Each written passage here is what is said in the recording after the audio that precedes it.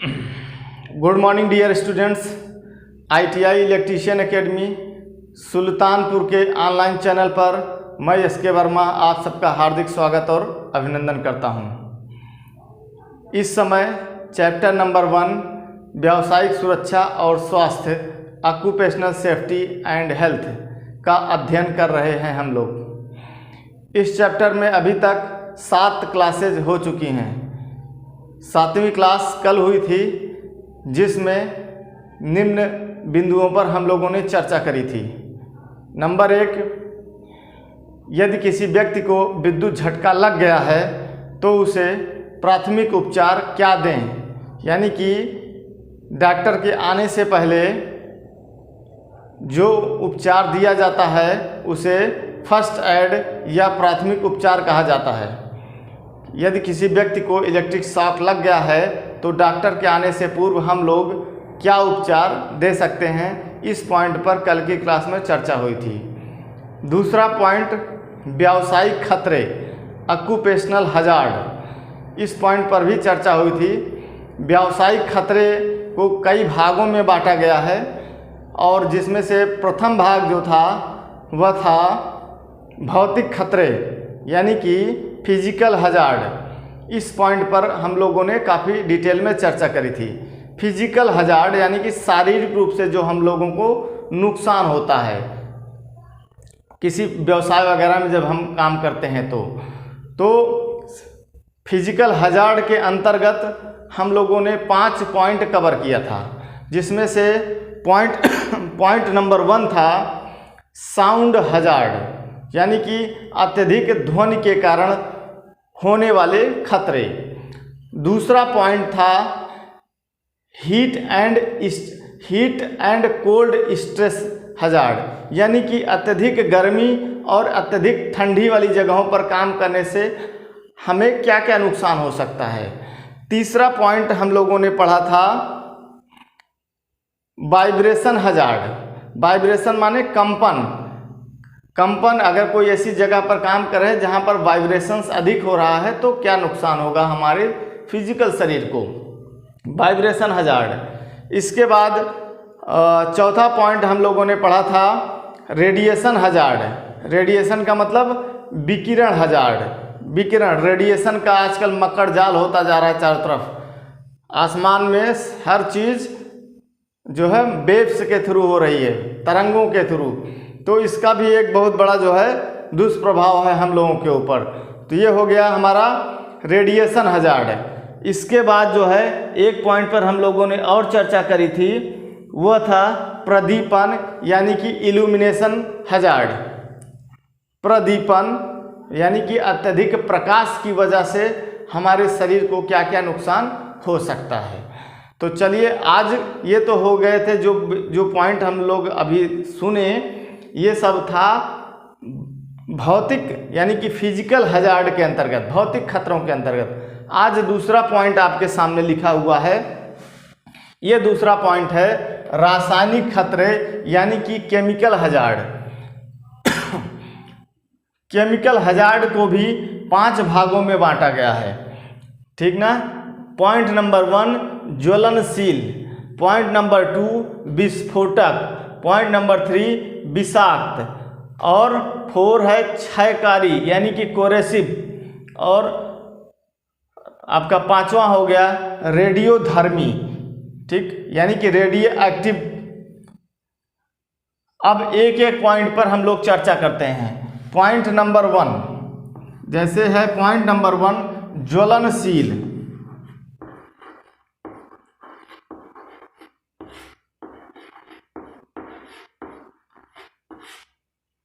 ज्वलनशील तो इसको अंग्रेजी में लिखेंगे फ्लेमेबल, FLAMMABLE।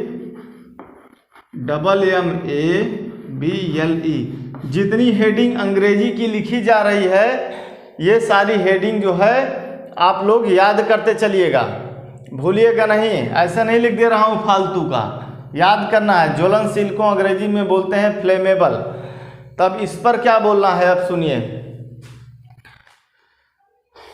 ज्वलनशील तो हर फैक्ट्री में या ऐसा बोल सकते हैं कि प्रत्येक फैक्ट्री में अलग अलग प्रकार के कार्य होते हैं और उसकी ज़रूरत के हिसाब से, कार्य की ज़रूरत के हिसाब से वहाँ पर ज्वलनशील मटेरियल भी मंगाए जाते हैं। ज्वलनशील मटेरियल के अंतर्गत क्या क्या चीज़ें आ सकती हैं, जैसे पेट्रोल, डीजल और केरोसिन ऑयल। तो देखो, पेट्रोल और डीजल तो कॉमन सी बात होती है, यह हर फैक्ट्री में लगभग मंगाया जाता है। कहाँ ज़रूरत लगती होगी वो भी बता रहा हूँ आपको। जैसे कोई भी फैक्ट्री ऐसी नहीं होगी जिसमें व्हीकल्स नहीं चलते होंगे, ठीक है। व्हीकल्स चलने का मतलब कि फैक्ट्री में सामान को इधर से उधर लाना है, ले जाना है, तो फोर्क लिफ्ट ट्रक आता है। क्या आता है? Fork lift truck. देखिए मैं नाम लिख रहा हूँ, फोर्क लिफ्ट ट्रक। अभी एक फोटो देखिए इसकी।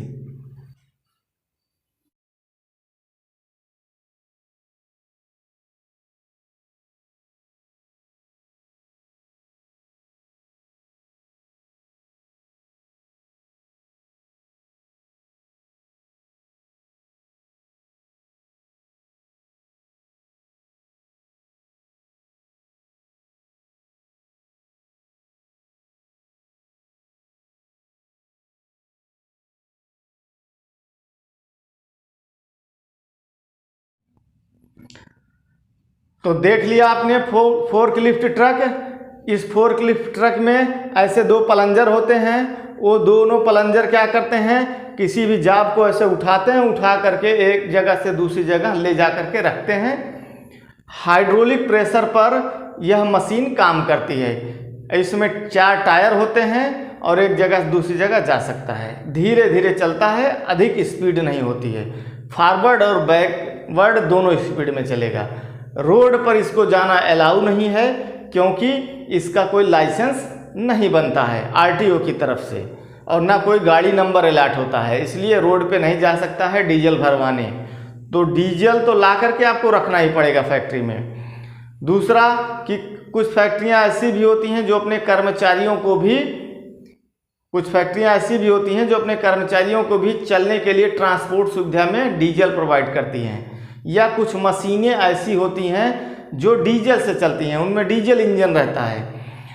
तब आपको हर फैक्ट्री में एक भंडार विभाग होता है जिसको बोलते हैं स्टोर डिपार्टमेंट। उस स्टोर डिपार्टमेंट में ये सब चीज़ें स्टोर करके रखी जाती हैं। तो ज्वलनशील मटेरियल जो हमने लिखा अभी, ये ज्वलनशील, तो ये तो हो गया भाई पेट्रोल, डीजल, केरोसिन पे हमने बात किया। ज्वलनशील मटेरियल और भी हो सकता है, जैसे गैस में एलपीजी हो गई, सीएनजी हो गई, या और ने कोई गैस। भाई केमिकल फैक्ट्री होगी तो वहाँ तो गैस बनती ही होगी, तमाम तरह की गैसें निकलती होंगी, तो जो कि आग लगने का खतरा बना रहता है। या कुछ जहरीली गैसें भी निकलती हैं जिनको सूंघ लेने के बाद आदमी की मूर्छित हो सकता है, आदमी की मृत्यु भी हो सकती है। तो ज्वलनशील के अंतर्गत ये सब खतरे आते हैं कि जो भी ज्वलनशील पदार्थ हैं उनको बहुत ही सावधानी पूर्वक और सुरक्षित तरीके से रखा जाए और आम आदमी की पहुंच से दूर हो ये सब चीज़ें। एक जगह और डीजल की ज़रूरत पड़ती है, बहुत मेन पॉइंट था, मैं उसको भूल गया था। वो है डीजी। कहाँ पर? डीजी का मतलब होता है डीजल जनरेटर सेट होते हैं। अकस्मात बिजली की आपूर्ति करने के लिए ये बड़े बड़े डीजल जनरेटर सेट होते हैं और ये कई केवीए में आते हैं, कई हज़ार केवीए में आते हैं ये सब। और जैसे कि पावर कट जाती है तो इनको चला दिया जाता है, ये कई लीटर घंटा पी जाते हैं, ठीक है। तो यहाँ पर भी डीजल की ज़रूरत पड़ती है इन डीजल जनरेटर सेट्स में। आप देखे होंगे BSNL वगैरह के जो ऑफिस हैं या मोबाइल टावरों के जो ऑफिस हैं, वहाँ पर देखिए डीजल जनरेटर सेट रखा रहता है। बिजली जब चली जाती है तो diesel generator set automatic start हो जाता है और उसमें डीजल रहता है, तो वो ज़रूरत के अनुसार से सब अपना रखे रहते हैं कि जितने KVA की जिसको ज़रूरत है उस हिसाब से वो रखा रहता है। और जितना बड़ा जनरेटर होगा यानी कि जितने KVA का जनरेटर होगा उतना ही अधिक वो डीजल खाएगा।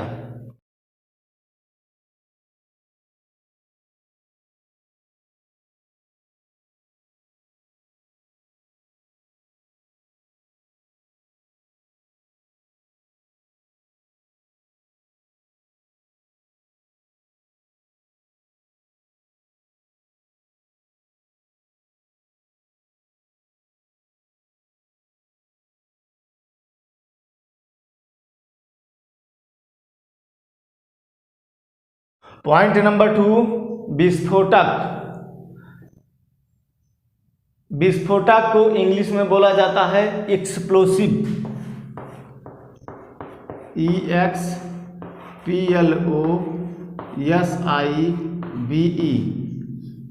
एक्सप्लोसिव मतलब विस्फोटक। हमेशा दिमाग में बैठा लीजिए, विस्फोटक हिंदी ना बोलिए, एक्सप्लोसिव बोला करिए। एक्सप्लोसिव मटेरियल यानी कि विस्फोट करने वाली सामग्री।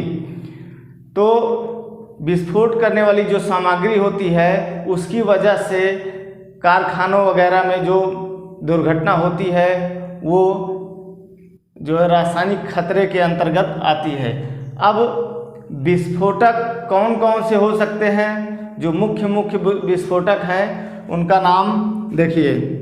Number 1 RDX, number 2 dynamite,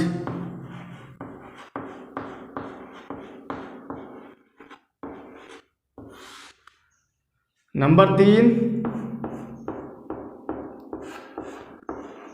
gelatin,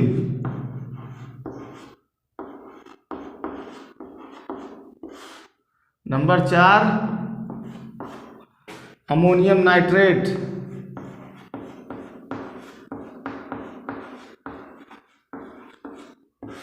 ammonium nitrate,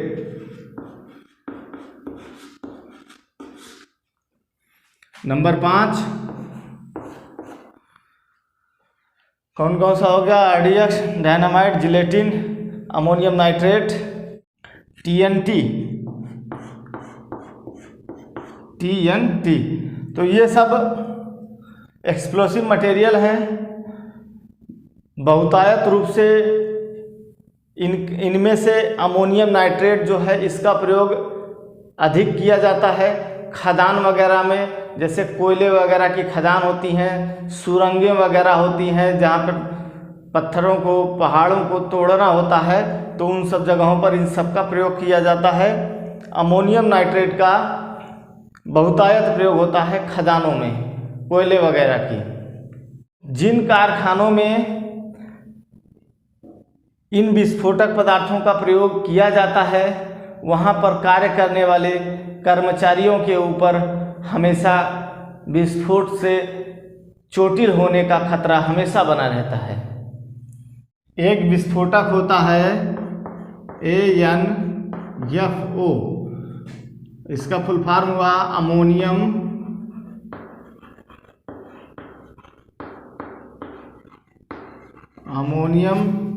nitrate,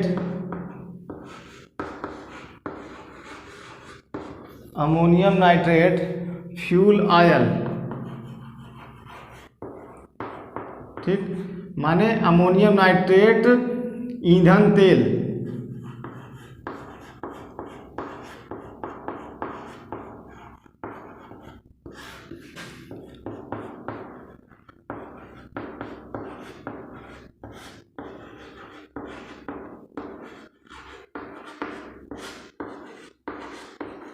तो यह भी एक विस्फोटक है ANFO। इसका जो मेन कंपाउंड होता है यानी कि इसका जो मेन मटेरियल होता है वो अमोनियम नाइट्रेट ही होता है। ये मेन कंपोनेंट इसका अमोनियम नाइट्रेट ही होता है। NH4NO3 अमोनियम नाइट्रेट का फार्मूला है। नंबर 3 विषाक्त यानी कि टॉक्सिक। विषाक्त पदार्थ इस खतरे के अंतर्गत आते हैं। विषाक्त पदार्थों से तात्पर्य ऐसे पदार्थों से है जो हमारे शरीर के लिविंग ऑर्गन को खराब कर देते हैं। टॉक्सिक मटेरियल से तात्पर्य यह है कि ऐसे मटेरियल्स जो हमारे शरीर के लिविंग ऑर्गन्स को, भाई लीवर हुआ, गुर्दा हुआ, किडनी हुआ, इन सबको, या फेफड़ा हुआ, इन सबको खराब कर देते हैं। तो ऐसे मटेरियल जो है टॉक्सिक मटेरियल के अंतर्गत आते हैं। देखिए कुछ एग्जांपल दिया गया है टॉक्सिक मटेरियल का। Mercury, lead, asbestos, pesticide chemicals. Mercury का मतलब क्या हुआ? मरकरी का नाम सुने होंगे आप लोग। पारा जिसको बोला जाता है हिंदी में पारा, यहां मैं लिख दूं इस साइड में, पारा ब्रैकेट में Hg। पारा आप सबने देखा भी है, जो थर्मामीटर होता है, डिजिटल वाला नहीं, मैनुअल वाला, कांच की नली वाला जो थर्मामीटर होता है, उसमें पारे की बूंद रहती है। जब हम लोग लगाते हैं हाथ के नीचे अंडर आर्म पे और गर्म होता है तो पारा चढ़ता जाता है ऊपर और हमें बुखार बता देता है कितना बुखार है। तो वो जो फैलता है, चमकता हुआ सा दिखता है, वो पारा ही होता है। अगर यह किसी कारण से हमारे शरीर में पड़ जाए तो यह डेंजरस है। ठीक है। लेड यानी कि सीसा। तो सीसा, अब वो वाला शीशा ना समझ लेना आप लोग जिससे हम लोग चेहरा देखते हैं, उसे दर्पण बोला जाता है।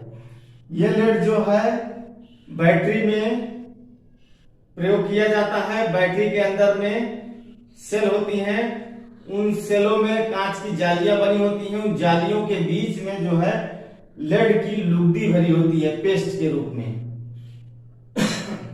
तो वहां पर लेड का प्रयोग होता है। यह भी मनुष्य के लिए हानिकारक है, अंदर नहीं जाना चाहिए। लेड का उपयोग कुछ विशेष प्रकार की केबिल में भी किया जाता है। कुछ केबिल ऐसी होती हैं जिनके ऊपर लेड की कवरिंग की जाती है। जैसे मान लीजिए कि यह एक केबल है, इस केबल के ऊपर लेड का यानी कि शीशे का एक आवरण चढ़ा रहता है। इस तरह की केबिल को लेड शीथड केबिल बोला जाता है। और क्योंकि ऊपर लेड की कवरिंग है और लेड जो है यह विद्युत का चालक होता है, तो जो लेड की कवरिंग होती है इसको एज ए अर्थिंग यानी कि अर्थिंग के रूप में भी प्रयोग किया जाता है। लेड का एक प्रयोग और होता है। दो तारों को जोड़ने के लिए सोल्डरिंग आयरन का इस्तेमाल किया जाता है। सपोज दैट ये दो तार हैं, इनको जोड़ना है, तो जोड़ने की कई विधियां हैं। तो हम जिस पर चर्चा कर रहे हैं वो सोल्डर के द्वारा जोड़ने की विधि है। सोल्डर देखे होंगे आप लोग, गांव में लोग सोल्डर को काही बोलते हैं। सोल्डर की इमेज देखिए आप लोग। अब अगर जो लोग नहीं देखे हैं तो वो सोल्डर की इमेज देखें। ये देखिए, ये इसका जो प्लग टॉप है, इस प्लग टॉप को हम बोर्ड में लगा देंगे और यह गर्म हो जाता है। गर्म होने के बाद अब देखिए सोल्डर वायर, देखिए ये सोल्डर वायर है, लेड और टिन का बनाया जाता है ये।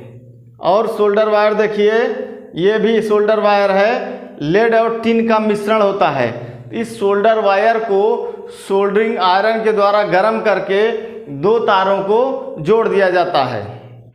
नेक्स्ट पॉइंट आपका एस्बेस्टस है। एस्बेस्टस, अब मुझे जो लगता है कि एस्बेस्टस आप लोगों ने नाम सुना नहीं होगा, परंतु एस्बेस्टस देखा हुआ है। एक एग्जांपल देखिए, अभी तुरंत आप कहेंगे कि हाँ हमने एस्बेस्टस देखा है। इस फिगर को देखिए, ये फिगर क्या है? ये जो गाड़ियों में क्लच लगता है, क्लच के चारों ओर का लाइनर है एस्बेस्टस से बना हुआ। दूसरा देखिए, ये क्या है? ये ब्रेक पैड है। गाड़ियों में, मोटरसाइकिलों में, कारों में ब्रेक पैड लगता है। वो ब्रेक पैड किसका बना है? एस्बेस्टस का। और एग्जांपल देखिए, ये क्या है? एस्बेस्टस की सीट है। इसका उपयोग घरों आदि को डेकोरेट करने के लिए किया जाता है, सुंदर बनाने के लिए। और देखिए, ये भी एस्बेस्टस सीट है। और देखिए, ये क्या है? ये एक गैस्केट है। गैस्केट का मतलब क्या होता है, ये समझ लीजिए पहले। जैसे गैस्केट का उपयोग कहाँ किया जाता है? गैस्केट का फिगर आप देख लिए हैं, एक बार फिर से देखिए। यह है गैस्केट, ठीक है।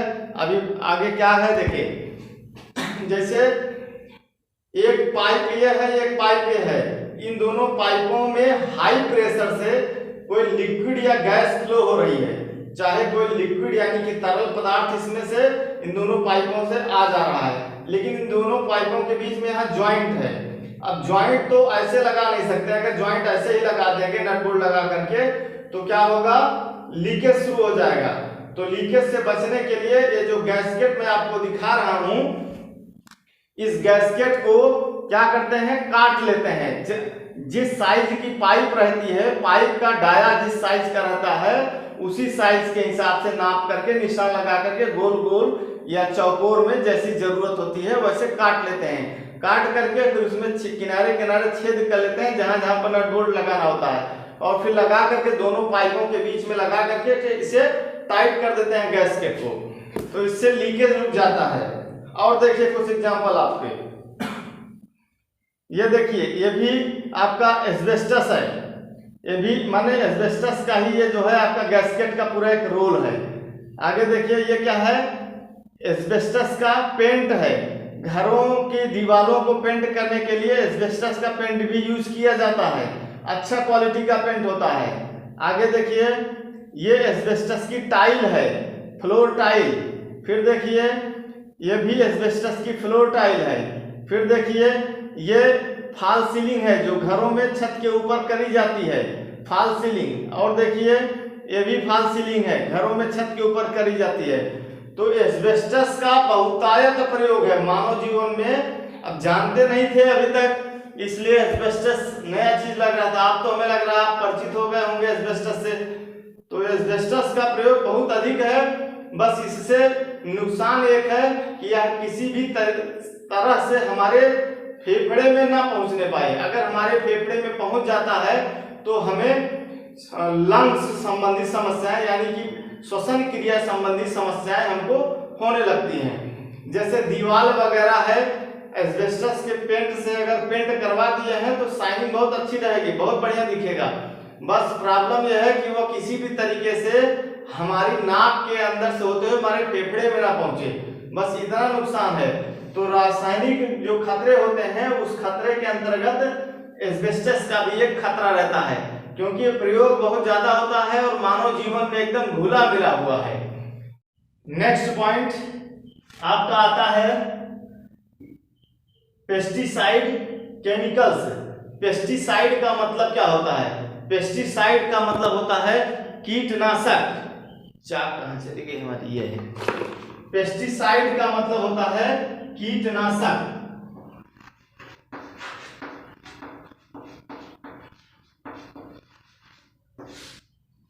ठीक, तो पेस्टिसाइड केमिकल्स जैसे देखिए एग्जांपल देखिए, ये क्या है? ये पेस्टिसाइड केमिकल, ये देखिए। और एग्जांपल होगा इधर से देखिए, ये है पेस्टिसाइड केमिकल कीटनाशक। ये देखिए पूरा डब्बा रखा हुआ है कीटनाशक का।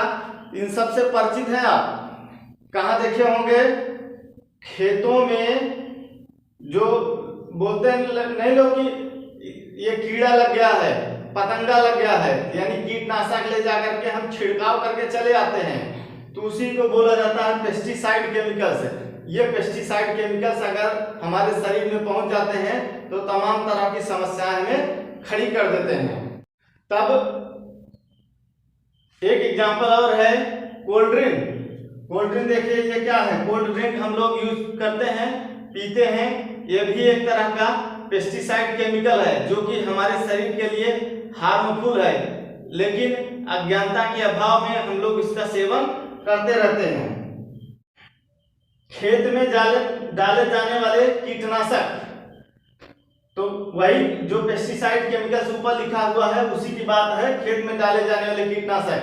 या जैसे हम लोग एक चीज और बता सकते हैं, घर में हम लोग टॉयलेट क्लीनर यूज करते हैं या फिर फ्लोर क्लीनर यूज करते हैं। तो टॉयलेट क्लीनर, फ्लोर क्लीनर एक तरह का क्या है, पेस्टिसाइड केमिकल है। गलती से भी हमारे शरीर में उसका प्रवेश नहीं होना चाहिए, अन्यथा हमें दुष्परिणाम उसका भुगतना पड़ सकता है।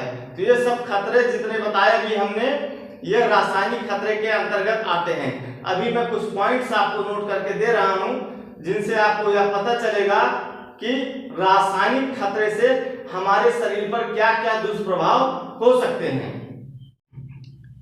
विषाक्त पदार्थों के सेवन से हमारे शरीर पर क्या क्या प्रभाव पड़ सकता है, कुछ मुख्य प्रभाव हमने नोट किया हुआ है, इसको देखिए। पॉइंट नंबर 1, शरीर का कोई भी अंग खराब हो सकता है।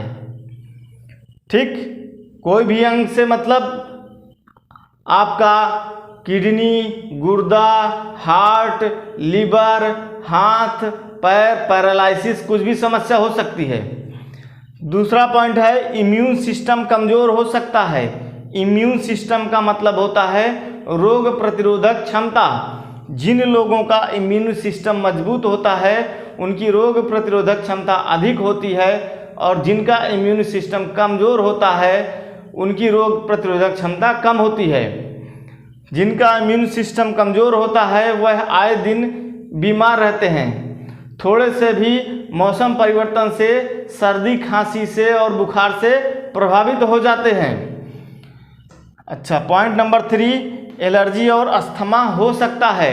एलर्जी और अस्थमा, एलर्जी आपको हो सकती है, किसी भी चीज़ से एलर्जी हो सकती है। पता लगा कि एलर्जी की समस्या है आपको, कोई भी चीज़, आप किचन में खाना बन रहा है तो किचन में खाने से जो मसाले वगैरह की महक आ रही है या तेल वगैरह की जो महक निकल रही है उससे भी आपको एलर्जी हो गई, तो क्या होगा, उससे आपका सर दर्द होने लगेगा, आपको छींक आने लगेगा, आपको चक्कर आने लगेगा एलर्जी से। एलर्जी किसी भी चीज़ से हो सकती है। आप नहाने वाला साबुन, उसकी महक से भी आपको एलर्जी हो सकती है। अगला अस्थमा, यानी कि श्वसन संबंधी समस्या हो सकती है आपको। पॉइंट नंबर 4, प्रजनन क्षमता प्रभावित हो सकती है। अपंग बच्चे पैदा हो सकते हैं। प्रजनन क्षमता प्रभावित हो सकती है, यानी कि पता जो है बांझपन की स्थिति बन सकती है, बच्चे ही ना पैदा हों, या अपंग बच्चे पैदा हों तो अपंग हों, हाथ से, पैर से, आँख से या किसी अन्य अंग से अपंग हों। तो ये सब बातें जो है, ये सब प्रभाव हमको रासायनिक खतरे के अंतर्गत देखने को मिलती है, जिसका अध्ययन हमने अभी किया।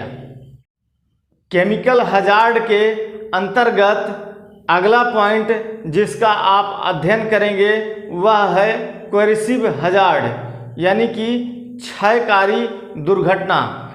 कोएर्सिव हजार्ड, क्षयकारी, यह वर्ड आपके लिए नया हो सकता है। क्षयकारी का मतलब होता है कि कोई चीज़ का क्षरण होते होते उसका पतन हो जाना है। जैसे लोहा है, इसको अगर आप खुली अवस्था में रख दीजिए बिना पेंट वगैरह किए, तो इस पर जाड़ा, गर्मी, बरसात की वजह से जंग लग जाएगी। जंग लगने के बाद धीरे धीरे उस लोहे का क्षरण होना शुरू हो जाएगा, और एक समय ऐसा आएगा कि वह लोहा जंग की वजह से एकदम खत्म हो जाएगा और कमज़ोर हो जाएगा। तो कोएर्सिव हजार्ड के अंतर्गत वह चीज़ें आती हैं, या वह चीज़ें आती हैं जिनका वातावरणीय प्रभावों की वजह से पतन होता रहता है, और यदि सावधानी नहीं बरती जाती है तो एक समय बाद दुर्घटना हो जाती है। जैसे आप लोगों को एक पिक्चर दिखाना चाहूँगा। यह पिक्चर देखिए, इस पिक्चर में क्या देख रहे हैं, एक सिलेंडर है। ये कैसा सिलेंडर है? ऑक्सीजन का सिलेंडर है। ये ऑक्सीजन का सिलेंडर ऑक्सीजन प्लांट में टॉप अप किया जाता है, यानी कि भरा जाता है। अगर ऑक्सीजन सिलेंडर को एक समय के बाद परिवर्तित नहीं किया जाएगा तो ऑक्सीजन सिलेंडर में ब्लास्ट होने की संभावना होगी, क्योंकि ऑक्सीजन सिलेंडर में जब ऑक्सीजन भरी जाती है तो हैवी प्रेशर पे कम से कम 150 बार के दाब की इकाई होती है, बार। अब आगे बताएंगे उस सब के बारे में। दाब की इकाई भी आप जान लीजिए, बार होती है। तो कम से कम 150 बार के प्रेशर पर उसमें सिलेंडर में गैस भरी जाती है। अगर सिलेंडर पुराना हो गया है और उस पर कोरेसिव इफेक्ट है, यानी पेंट वगैरह उसका मिट चुका है और धीरे धीरे उसमें जंग लग रहा है, तब एक समय बाद उस सिलेंडर की जो सरफेस होगी वह कमज़ोर हो जाएगी और कुछ ही दिन ब्लास्ट हो जाएगा और जो व्यक्ति उसके आसपास रहेगा वो दुर्घटना का शिकार हो जाएगा। दूसरा सिलेंडर देखिए, ये क्या है? कंप्रेसर का टैंक है। इसको देखे होंगे आप लोग पंचर बनाने वाली दुकानों पर, ठीक ना? तो ये छोटा सा कंप्रेसर टैंक है, पंचर बनाने वाले लोग इसको रखते हैं। इसमें हवा को प्रेशर दे करके हवा को इसके अंदर में स्टोर करते हैं। अब अगर टैंक, क्योंकि जनरली जितना भी जगह आप देखे होंगे कंप्रेसर का टैंक वैसे बाहर लगा रहता है और वातावरणीय प्रभावों से वह प्रभावित होता रहता है। जाड़ा गर्मी बरसात सब कुछ वह झेलता रहता है। तो जो, क्योंकि लोहे का ही बना हुआ है, उसकी जो आउटर सरफेस है वह धीरे धीरे आउटर सरफेस का क्षरण होता रहेगा। जब धीरे धीरे आउटर सरफेस का क्षरण होता रहेगा तो आउटर सरफेस कमज़ोर होती जाएगी। तो एक समय के बाद कंप्रेसर का जो टैंक है उसे हमें बदल देना चाहिए। यदि नहीं बदलते हैं तो किसी दिन यदि उसमें आवश्यकता से अधिक प्रेशर हो गया तो, या उसकी सहन सीमा से अधिक प्रेशर हो गया तो ब्लास्ट कर जाएगा, फट जाएगा। उसके आसपास जो लोग होंगे वह घायल हो जाएंगे। तीसरा पॉइंट देखिए, ये क्या है? ये है सीएनजी का टैंक। सीएनजी का टैंक 4 व्हीलर गाड़ियों में आजकल बहुतायत रूप से प्रयोग में हो रहा है। सीएनजी टैंक में भी ब्लास्ट होने के चांसेस कोरोजन यानी कि कोरेसिव की वजह से, कोरेसिव हजार्ड की वजह से हो सकता है। और हर नियमित अंतराल के बाद, समय तो देखना पड़ेगा, शायद 3 या 4 साल है, तो नियमित अंतराल के बाद सिलेंडर की टेस्टिंग कराई जाती है कि क्या आपका सिलेंडर उतना प्रेशर लेने के लिए अभी तैयार है कि नहीं है। अगर उतना प्रेशर झेलने तक के लिए अगर तैयार नहीं है, उसकी स्ट्रेंथ उस सिलेंडर की कम हो गई है, तो फिर हमें सिलेंडर को बदलना पड़ेगा। और अगला एग्जांपल आप ले सकते हैं, जो एलपीजी सिलेंडर आते हैं आपके घरों में। एलपीजी सिलेंडर में देखिए कभी कभी तो नया मिल जाता है और कभी कभी पुराना मिलता है। और जो पुराना मिलता है उस पर देखिए पेंट वगैरह उसका सब जा चुका रहता है, उस पर जंग लगी रहती है। तो उसका भी, उस सिलेंडर का भी अपना एक जो है टाइम पीरियड होता है। उस टाइम पीरियड के बाद उस सिलेंडर को बदला जाना चाहिए, परंतु ना तो ग्राहक इस बात पर ज़्यादा ध्यान देता है और ना ही जो विक्रेता कंपनी है वो ज़्यादा ध्यान देती है। जबकि अगर वाकई चेक किया जाए तो सिलेंडर पकड़ में आ जाएंगे गलत होता, उनकी टेस्टिंग नहीं हुई है, उस पर टेस्टिंग डेट पड़ा होना चाहिए, इस डेट पर हमने टेस्ट किया, ये सही पाया गया। तो ये सब चीज़ें माने, अब आप ऐसे समझिए कि ओवरहेड क्रेन है, ओवरहेड क्रेन हमारे सर के ऊपर से ऐसे जा रही है। क्रेन में क्या है? क्रेन में प्लेटफार्म है, व्हील है, पटरी है, मोटर है, तमाम चीज़ें लगी हुई हैं। अगर जंग लगने की वजह से यानी कि क्षरण होने की वजह से उसका कोई भी पार्ट कमज़ोर हो गया, ऊपर से टूट के अगर गिर गया नीचे, तो नीचे खड़े हुए व्यक्ति की मृत्यु निश्चित है फिर। तो इस तरह की जो दुर्घटनाएं होती हैं कोरोजन की वजह से, वो सब जो है कोरेसिव हजार्ड के अंतर्गत आती हैं। कोरोजन का मतलब भी यही होता है, क्षरण, वातावरणीय प्रभाव की वजह से किसी चीज़ का क्षरण हो जाना कोरोजन कहलाता है। अब जिस पदार्थ का क्षरण होता है उसे कोएर्सिव कह देते हैं, कोएर्सिव मटेरियल। ठीक है, तो इस तरह की जो दुर्घटनाएं होती हैं उनको कोएर्सिव हजार्ड के अंतर्गत में रखा जाता है।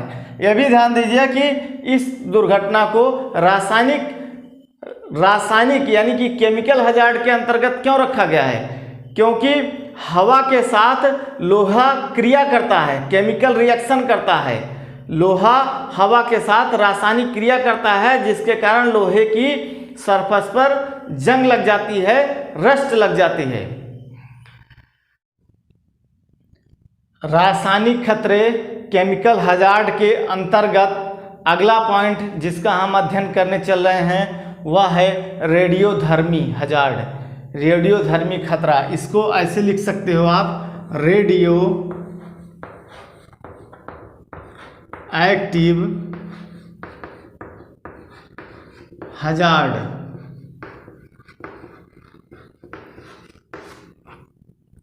Radio active hazard. अब सबसे पहले हम जानते हैं कि रेडियो एक्टिव मटेरियल्स यानी कि रेडियो एक्टिव पदार्थ कौन कौन से होते हैं। पहला रेडियो एक्टिव पदार्थ होता है यूरेनियम।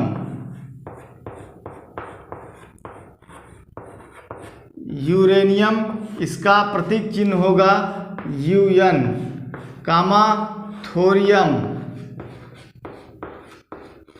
इसका प्रतीक चिन्ह होगा TH, और एक होगा प्लूटोनियम, तीसरा प्लूटोनियम,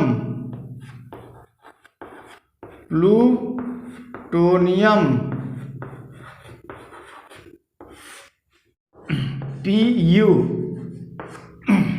और चौथा होगा आपका रेडियम,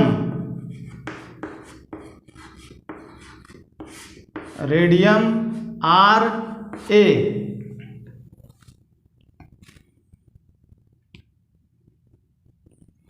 तब uranium, thorium, plutonium, radium, 4 radio active materials का नाम आप जान गए। अब इनसे खतरा क्या है हमको, इसके बारे में जानते हैं। आपको एक छोटी सी घटना सुनाता हूँ। नागासाकी, हिरोशिमा, जो कि 2 शहर हैं, एक नागासाकी है, एक हिरोशिमा है। कहाँ पर है? जापान में।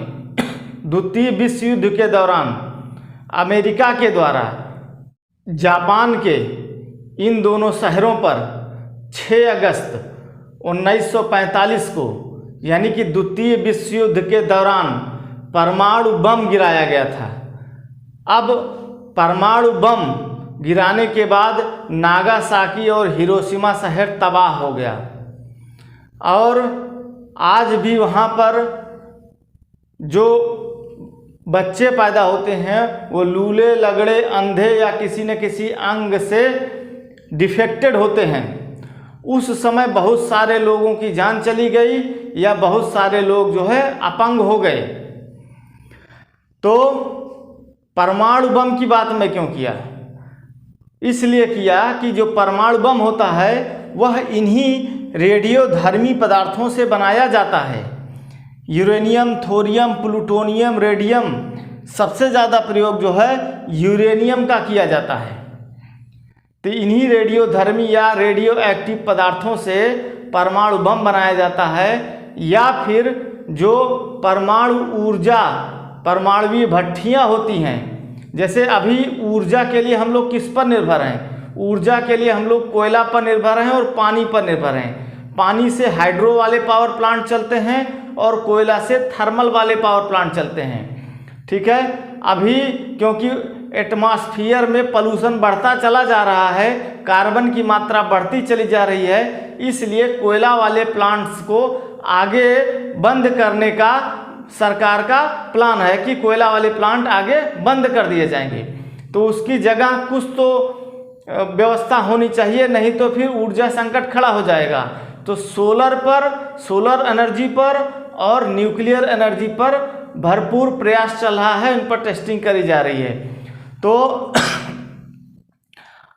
जो परमाणु ऊर्जा या परमाणु भट्टियाँ होती हैं उनमें भी इन्हीं रेडियो एक्टिव मटेरियल्स का प्रयोग किया जाता है, या परमाणु बम बनाया जाता है तो उनमें भी इन्हीं का प्रयोग किया जाता है।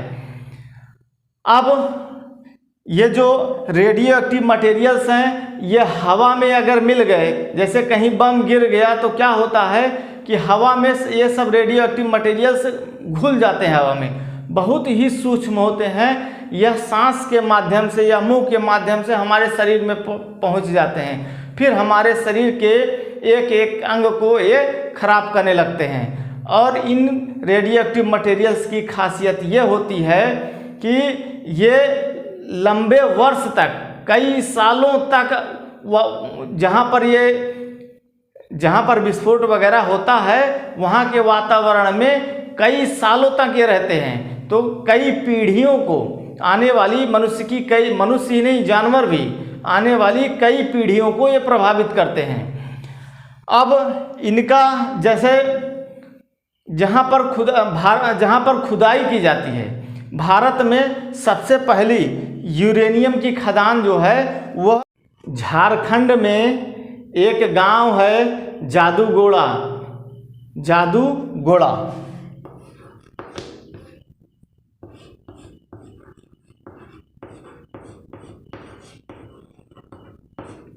जो कि जादूगोड़ा गांव सिंहभूम डिस्ट्रिक्ट में आता है।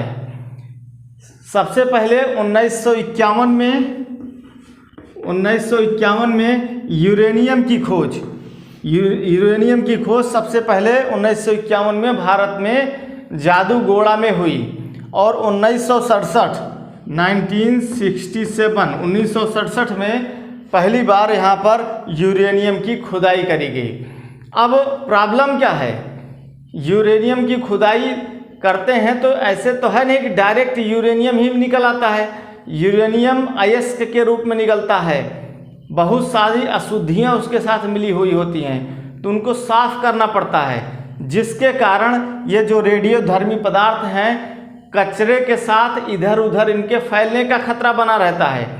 और जादूगोड़ा गांव के आसपास के कई किलोमीटर के गांव के लोग रेडियोधर्मी हजार्ड यानी कि रेडियोधर्मी खतरे का शिकार होते हैं प्रतिवर्ष, क्योंकि इसका जो कचरा है, रेडियोधर्मी पदार्थ का जो कचरा है, इसका निष्पादन भी अपने आप में एक चैलेंजिंग है। जमीन में जाएगा तो जमीन को, सॉइल को प्रदूषित कर देगा, हवा में रहेगा तो हवा को प्रदूषित कर देगा, पानी में रहेगा तो पानी को प्रदूषित कर देगा। और ऐसा भी नहीं कि ये जल्दी ख़त्म हो जाए, ये कई सालों तक पड़ा रहता है। तो जहाँ पर ये खान है जादूगोड़ा गांव में, इसके आसपास के गांव के लोग का स्थिति बहुत ही दयनीय है। अच्छा, इसके बाद जो है अभी मैं कुछ पॉइंट और भी बताऊंगा आपको। एक चीज़ हाँ और बताना था, सुनिए। जो यूरेनियम है या थोरियम है, इन सब में इतनी एनर्जी है, ऐसा मैंने कहीं पढ़ा हुआ है, एग्जैक्ट याद नहीं आ रहा है, कि 1 ग्राम टुकड़ा अगर यूरेनियम का मिल जाए हमको, 1 ग्राम का, तो उससे इतनी ऊर्जा पैदा होगी कि हम पूरी धरती का एक चक्कर लगा के आ जाएंगे। अब गाड़ी से जाएं तो कितना पेट्रोल लग जाएगा, लेकिन इसकी ऊर्जा से अगर चल के जाएं तो 1 ग्राम यूरेनियम से हम पूरी धरती का एक चक्कर लगा के आ सकते हैं, ऐसा हमने सुना हुआ है। बाकी एग्जैक्ट प्रमाण मेरे पास नहीं है। आज के समय में विश्व का प्रत्येक देश परमाणु शक्ति संपन्न होने की होड़ में लगा हुआ है। हर देश चाहता है कि वह परमाणु शक्ति से संपन्न हो जाए, जिसके कारण हर देश चोरी चुपके जिसको जैसे परमिशन है उस हिसाब से वह परमाणु हथियारों का परीक्षण कर रहा है। परीक्षण करने का मतलब परमाणु हथियारों की टेस्टिंग कर रहा है, जिसके कारण ये जो रेडियोधर्मी पदार्थ हैं ये वातावरण में फैल रहे हैं और लोगों को नुकसान पहुंचा रहे हैं। फाइनली रासायनिक खतरे के अंतर्गत हम लोगों ने 5 प्रकार के हजार्ड पढ़ लिए हैं। वो 5 प्रकार के हजार्ड आपके हैं कौन कौन से? ज्वलनशील, विस्फोटक, विषाक्त, क्षयकारी और रेडियोधर्मी। ये 5 प्रकार के हजार्ड फाइनली हम लोग पढ़ लिए हैं। अब इसके बाद नेक्स्ट हजार्ड जो है आपका वह है जैविक खतरे यानी कि बायोलॉजिकल हजार्ड। तो अगली क्लास में उसको हम कंटिन्यू करते हैं। तो वीडियो अगर पसंद आया हो, अच्छा लगा हो तो लाइक, शेयर एंड सब्सक्राइब जरूर करें और अपने साथियों मित्रों के पास चैनल के लिंक को जरूर पहुंचाएं। Thank you for watching my video. Best of luck.